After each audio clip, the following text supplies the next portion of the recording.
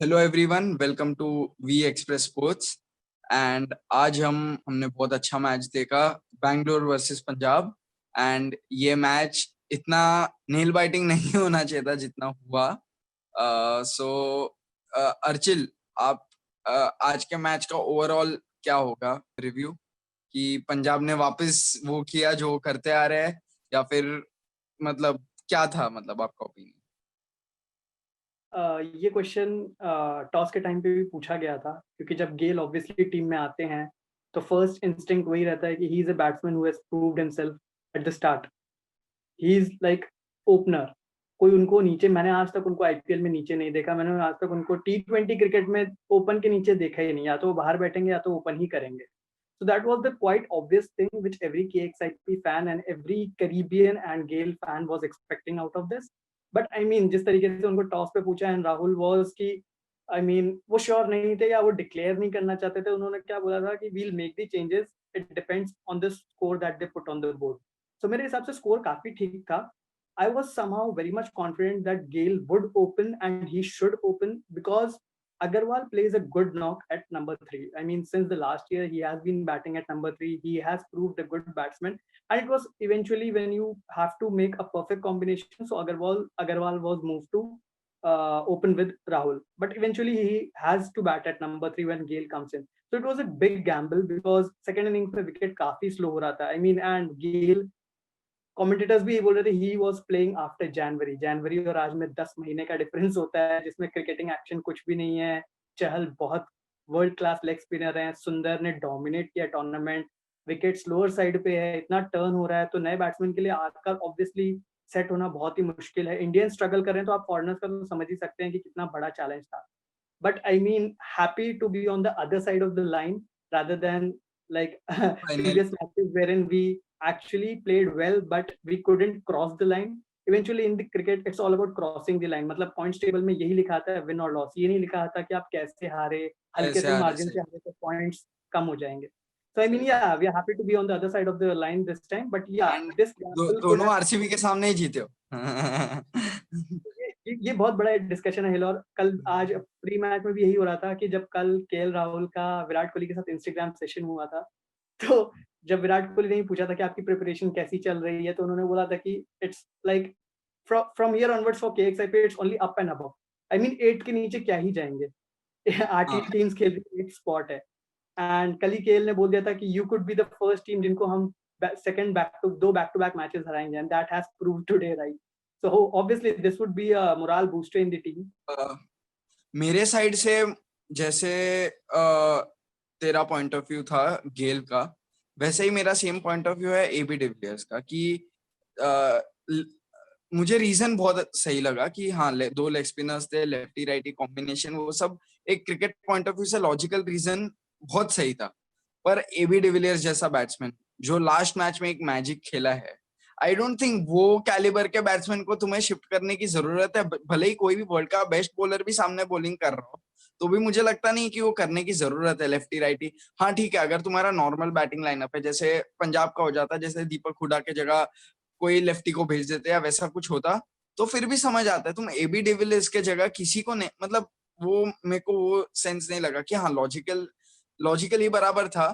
पर AB de Villiers should come at number 4। वो maximum वो और कोहली पार्टनरशिप बनाए, फिर वो लॉन्च करा, एंड इफ दैट डजंट पे ऑफ, फिर वो लेग स्पिनर्स को टेक ऑन करने के लिए आगे दुबे और सुंदर को रखने का। तो मेरा भी वो गेल का तेरा जो ओपिनियन था, वैसा मेरा एबी का ओपिनियन था कि even if it would have paid off, मेरा सेम ओपिनियन रहता कि नहीं, AB should bat at number.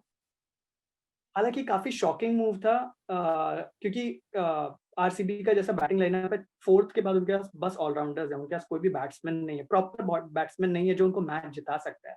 I mean, Washington Sundar, Shivam Dube, these are all counted as allrounders, these are not counted as batsman who can win matches for you. So वो gamble first innings में था, I guess इसलिए उन लोगों ने लिया। आज अगर आरसीबी चेस कर रहा होता तो इतना बड़ा गैम्बल कभी नहीं खेलता, क्योंकि फिर वो प्रेशर एक अलग बन जाता है। मेरे हिसाब से ये उनका कैलकुलेशन कुछ और चल रहा था। प्रोबब्ली दे वर लाइक, क्योंकि एक और चीज अगर आप देखोगे कि पास्ट में AB de Villiers is struggling against leg spinners, be it Shreyas Gopal, be it like previous match में भी मुरुगन अश्विन ने ही उनका विकेट लिया था। तो कहीं ना कहीं वो उसको सेव करना चाहते थे। प्रोबब्ली दे वांटेड केएक्सआईपी के अपने वो लेग स्पिनर्स के ओवर्स एग्जॉस्ट कर दें ताकि जब तक एबी आए उनको फास्ट बॉलर्स को खेलने का मौका मिले। But at the same time मेरे को ये लगता है कि केएल राहुल ने काफी अच्छा होमवर्क किया था। अगर आप देखें उन्होंने कैप्टेंसी काफी सही की थी। जैसे ही सुंदर और दुबे आए उन्होंने मैक्सवेल से 4 ओवर निकाले जो आज मेरे को काफी अच्छा लगा। आई मीन मैक्सवेल ने 4 ओवर नहीं डाले हैं टूर्नामेंट में, आज उन्होंने डाले। तो वो मूव काफी अच्छा था जहाँ पे जैसे ही एबी आए, अश्विन ने चौथा ओवर डाला, एबी अंडर प्रेशर आए, उसके बाद 17th ओवर में शमी ने ऑब्वियसली उनका विकेट ले ही लिया। So this was the whole gamble that KXIP played around and it was I guess in the favor of KXIP.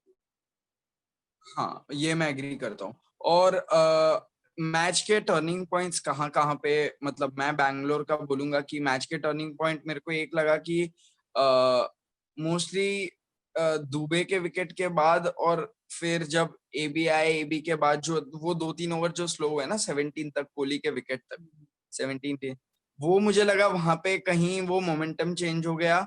फिर मॉरिस ने अच्छा खासा कवर अप कर दिया तो वो बैलेंस कर, पर कहीं ना कहीं वहां पे भी अगर 10-10 20-20 रन बनते, क्योंकि शारजा में डेथ में बैटिंग करना हो जाता है, मतलब मैनेजेबल है, इतना डिफिकल्ट नहीं है। बट वो मिडिल ओवर्स में अगर वो 6 रन ज्यादा आ जाते हैं ना एवरी ओवर, तो 15-20 रन का वो जो कुशन मिलता है वो ज्यादा बेटर होता है।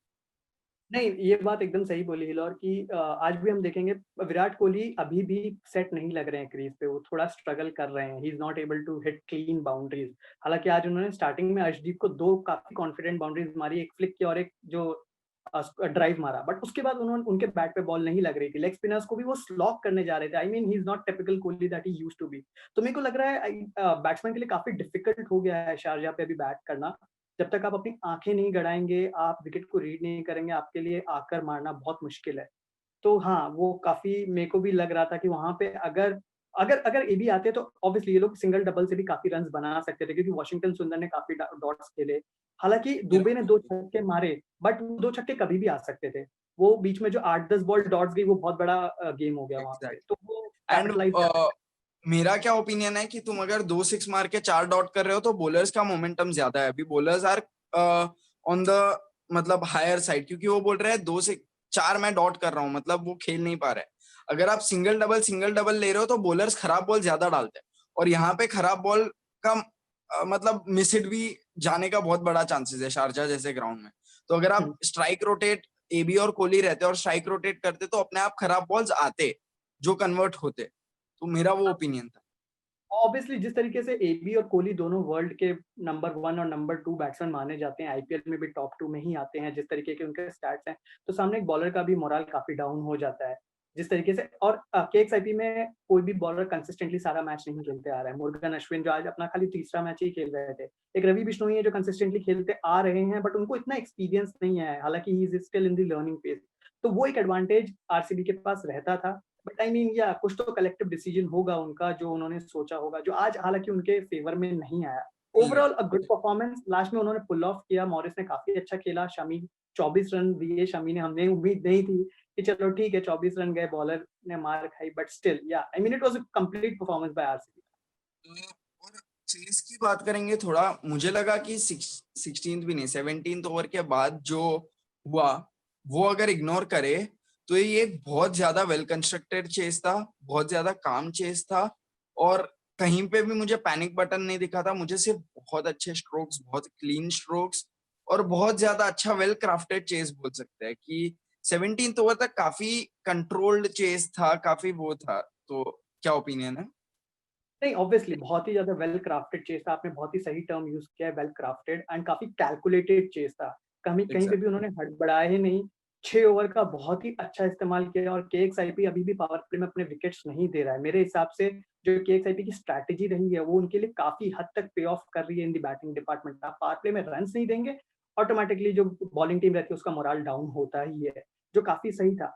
मयंक अग्रवाल से थोड़ी शिकवा रहेगी कि उन्होंने एक छक्का स्ट्रेट मारा, दूसरा छक्का मारने की जरूरत नहीं थी। वही एक साइन होता है एक बड़े प्लेयर का, मैच्योर प्लेयर का। उनको सिंगल लेके दूसरे एंड पे जाना चाहिए था। हालांकि वो दूसरा छक्का मारने गए, फ्लाइटेड डिलीवरी और अपना विकेट खो गए। वो वहां पे अगर सिंगल ले लेते तो मेरे हिसाब से आज केएल ने जितना खेला है उतनी उनकी नौबत भी नहीं आती और मैच इतना लंबा घिसता ही नहीं था। तो ये थोड़ा सा और केएक्सआईपी को देखना पड़ेगा कि जब आप मैच बना देते हैं तो आप ऐसा मैच ना, मतलब उसको फिनिश करें। वही एक अच्छी निशानी है प्लेयर की। आप अगर मैच को बीच में छोड़ देंगे आज क्या हुआ, लास्ट ओवर में 2 रन चाहिए थे, गेल रन आउट हो गए, पूरन से अगर वो छक्का नहीं लगता तो काफ़ी भारी पड़ता था हमें। और मतलब हार्ट अटैक तो आ ही गया था मेरे को, जिस तरीके से लग रहा था कि मतलब यार फिर से मत करो ये, फिर मतलब उम्मीद की मतलब नदियाँ बह जाएँगी। नहीं तो होता। तो नहीं होता, सही बात है। मतलब केएक्सआईपी जिस तरीके से खेलता आ रहा है, उनका बैटिंग काफ़ी यूनिट, काफ़ी इम्प्रेस कर रहा है, काफ़ी कमेंडेबल यूनिट है। आज काफ़ी बैलेंस टीम भी लगा मेरे को, बट वही है, थोड़ी गलतियाँ इनको और इम्प्रूव करनी पड़ेंगी। सही बात है। लास्ट सेगमेंट पे जाता है, मोस्ट एक्सप्रेसिव प्लेयर। बैंगलोर के हिसाब से अगर मुझे कहा जाए तो मैं बोलूँगा कि अ, विराट कोहली कहीं न कहीं मोस्ट एक्सप्रेसिव प्लेयर, पर उससे ज़्यादा मुझे इम्प्रेस 2 लोगों ने किया, क्रिस मॉरिस और नवदीप सैनी। नवदीप सैनी ने जो कंट्रोल्ड बॉलिंग डाली आज, 4 overs 21 runs, and basically control से भी ज़्यादा वो जो सिचुएशन में डाली थी, जहाँ पंजाब देख रही थी, तो उन्होंने एक एंड से प्रेशर क्रिएट कर रखा था, जहाँ से दूसरे एंड से विकेट मिलती थी। But Punjab were matured enough to tackle the chase in a मतलब मोर मैच्योर वे, एंड फिर वो दूसरे में भी वो रिस्क ले रहे थे, कैलकुलेटेड ले रहे थे। बहुत खराब रिस्क नहीं ले रहे थे कि तो सैनी ने अपना काम प्रेशर क्रिएट करने का बहुत अच्छे से किया, एंड मैं क्रिस आपसे मॉरिस वाज अगेन बहुत अच्छा। मैं आपसे पूरी तरीके से सहमत हूँ। इस साल आरसीबी के लिए एक बहुत बड़ा परचेज़ पॉइंट रहा है, तो वह मॉरिस रहा है। जिस तरीके का वो अपना एक्सपीरियंस लाते हैं, जिस तरीके का वो अपने साथ जो अपना बैटिंग स्ट्रेंथ लाते हैं, बॉलिंग लाते हैं, फील्डिंग लाते हैं, वो एक परफेक्ट ऑलराउंडर हैं, जो एक आरसीबी को काफ़ी टाइम से चाहिए था, जो उनको वो मिल नहीं रहा था। सैनी ग्रोइंग बॉलर है, काफ़ी सीख रहे हैं, और जब तक वो स्टेन, मॉरिस ऐसे बड़े प्लेयर्स के साथ रहेंगे, तो वो और सीखेंगे। और आपने बहुत सही बोला, वहाँ पे मैं एक पॉइंट ऐड करना चाहूँगा, सिर्फ केएल राहुल थे, इसकी वजह से पंजाब ने रिस्क नहीं लिया। हालाँकि वहाँ पे 9 साढ़े 9 का रिक्वायर्ड 100 टच कर गया था। तो केएल राहुल काफ़ी सूझबूझ से खेल रहे थे, जहाँ पे पता चलता है केएल राहुल एक काफ़ी अच्छे इंटरनेशनल प्लेयर हैं। उन्होंने अपनी क्लास दिखाई वहाँ पे। गेल को भी धीरे-धीरे उन्होंने गाइड किया। यहाँ पे केएल राहुल ने सीनियर प्लेयर का रोल निभाया, और गेल काइंड ऑफ जूनियर प्लेयर का रोल निभा रहे थे, क्योंकि वो पहला मैच खेल रहे थे, और वो काइंड ऑफ एक्सपेक्टेड भी है जब आप ज़्यादा देर तक विकेट पे रहते हो। तो वहाँ कहीं कोई और होता, मेरे हिसाब से अगर राहुल जल्दी आउट होते तो अग्रवाल भी नहीं कर पाते थे। ये मेरा पर्सनल व्यू है, बट या जो आपने बोला मैं उससे पूरी तरीके से सहमत हूँ। और जो most expressive player for Punjab रहेगा, it has to be Murugan Ashwin for today. जिस तरीके से उन्होंने एरन फिंच को बोल्ड किया, by God this was the best delivery of the match. It was like उनको हवा नहीं लगी, कहाँ से आई, कहाँ से गई, बस डंडे उड़े और वो चलते बने। वो, और उसके बाद जो उन्होंने लास्ट ओवर डाला एबी और विराट के सामने, जब दोनों स्ट्राइक करने की कोशिश कर रहे थे, उन्होंने 3 रन दिए। 4 ओवर 23 रन, 2 विकेट, तीसरा मैच खेल रहे हैं। बहुत ही अच्छा बॉलिंग। इनको मेरे हिसाब से आगे खिलाना चाहिए। ये पॉइंट अब तक का अपने चैट का सबसे मुझे इंटरेस्टिंग और सबसे बेस्ट पॉइंट लगा है। सबका फोकस गेल केएल राहुल पे थे, पर शारजाह में आरसीबी बैटिंग लाइनअप को 170 पे रिस्ट्रिक्ट करना, ठीक है, और 170 भी ज्यादा बना है, जो उससे भी कम होते, वो रिस्ट्रिक्ट करने का काम जिसने किया है Murugan Ashwin, he deserves to be most expressive player. तो मैं वो 100% अग्री करता हूँ, और ये मुझे बेस्ट पार्ट लगा है चैट का, ये जो नाम लिया मुरुगन अश्विन का। सो यहीं पे अपन एंड करेंगे। द हाँ, मोस्ट कुछ बोलना है? इम्पोर्टेंट थिंग एक और चीज़ है, इनको क्रेडिट्स इसलिए मिलना चाहिए क्योंकि ये टीम में कंसिस्टेंटली नहीं खेल रहे हैं। ये एग्जैक्टली, टीम एग्जैक्टली, अंदर बाहर हो रहे हैं, तो जो एक प्लेयर का मोराल रहता है वो काफ़ी ज़्यादा नीचे रहता है, क्योंकि आपको एक डर ये भी रहता है कि आप नेक्स्ट मैच खेलेंगे या नहीं खेलेंगे। But exactly. उन्होंने दिल खोल के आज बॉलिंग की, एक भी लूज़ डिलीवरी नहीं, so he has to be the stand out player. 100%, 100%, 100%। Okay, so हम यहाँ पे खत्म करते हैं अपना सेगमेंट। होपफुली आज अर्चिल को बहुत टाइम बाद अच्छी नींद आएगी। डोंट वरी ब्रो, मुझे 4 साल से ऐसा बहुत सारे मोमेंट्स आ चुके हैं। तो होपफुली आज अर्चिल को अच्छी नींद आएगी। See you next time. Until then, good bye.